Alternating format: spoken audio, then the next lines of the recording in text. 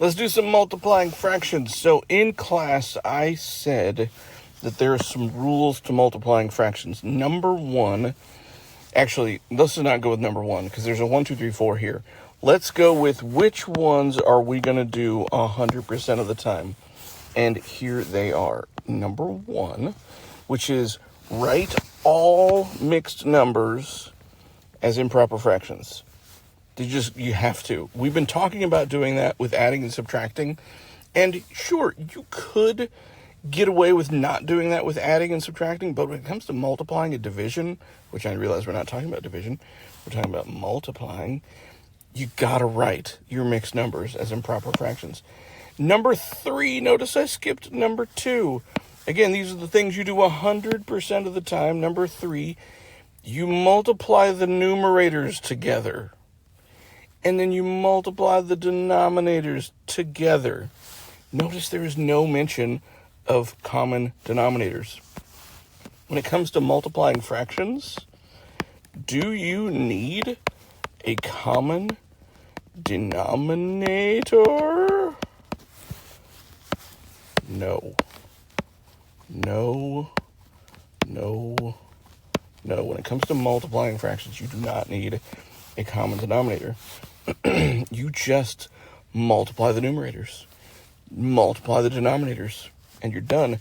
And then last 100% thing is simplify if needed. These are the 300% of the times you do.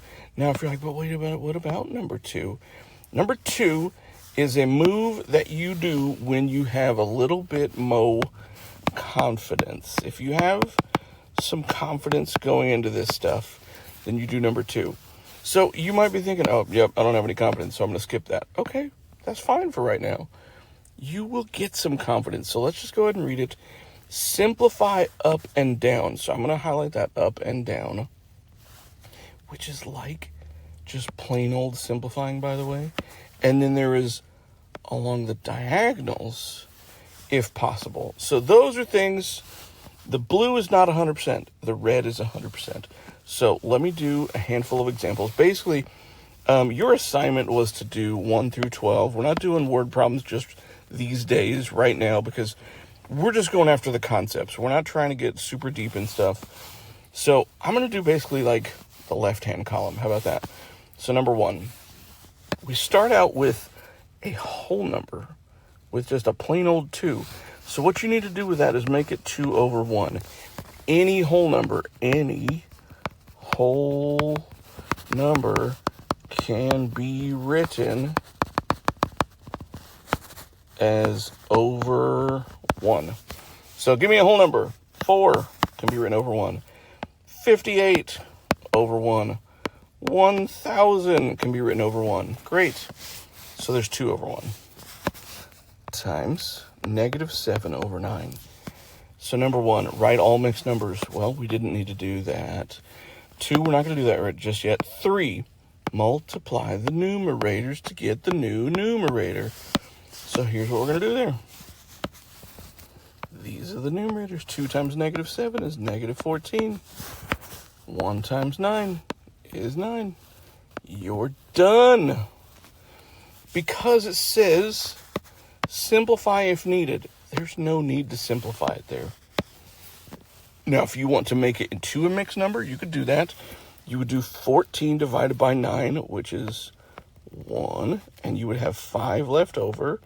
So if you want to do that, great, do it. You don't have to do it.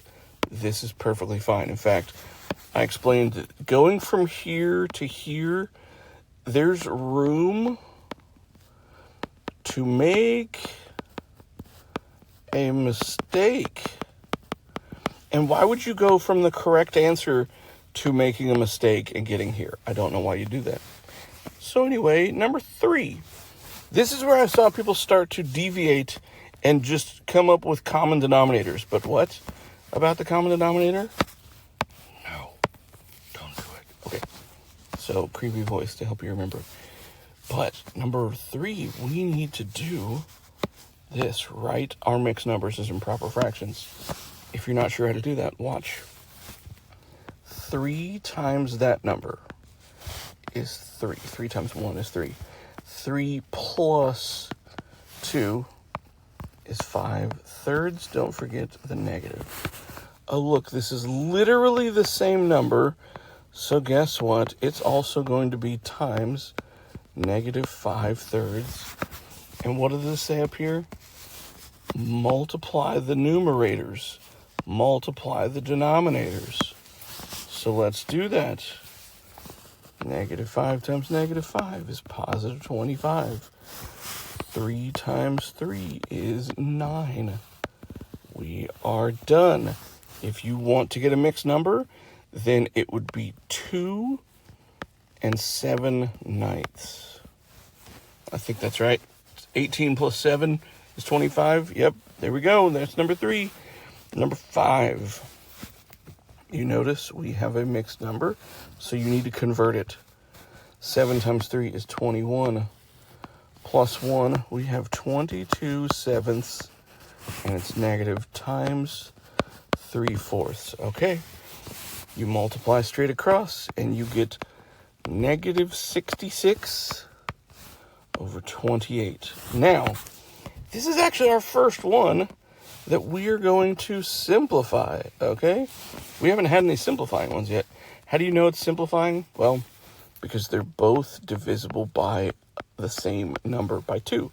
So we get negative 33 over 14, and now we're done. Now, I mentioned earlier having some confidence, right? Confidence. We could have canceled along the diagonals. Not up and down on this one. And by the way, I use the word cancel. Let me sneak that in there. You could cancel or simplify. So let me show you that.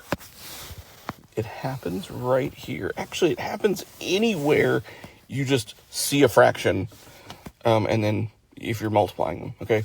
So can we simplify or cancel up and down? No. That's divisible by 2. This is divisible by 7. Divisible by 11. I mean, there's not a whole, I think that's it. Divisible by 3, but not 4. So these guys can't simplify or cancel vertically. But now diagonally, 3 and 7, okay, no, dang it.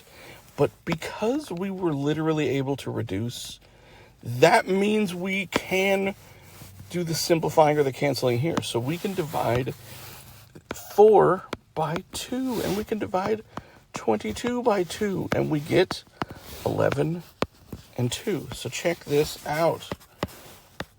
We get 11 times 3 is 33, and 7 times 2 is 14. Notice we got the same answer. So if you're like, oh, wait a second, that actually doesn't take as much confidence as I thought. Yeah, I know. You're right. It doesn't.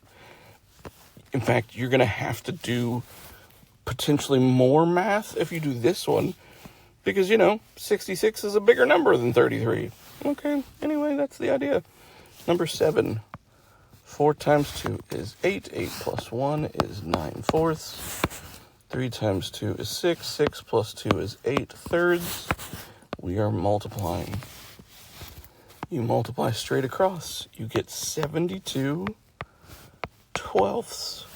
Now you may or may not notice, this is just 6. 12 times 6 is 72. So that's your answer. If you were like, well, wait, I would not have seen it here, that's okay. You can go back and do the confidence move of look back here. 4 and 8 are both divisible by 4. In fact, I didn't write divided by 4. Let me write divide.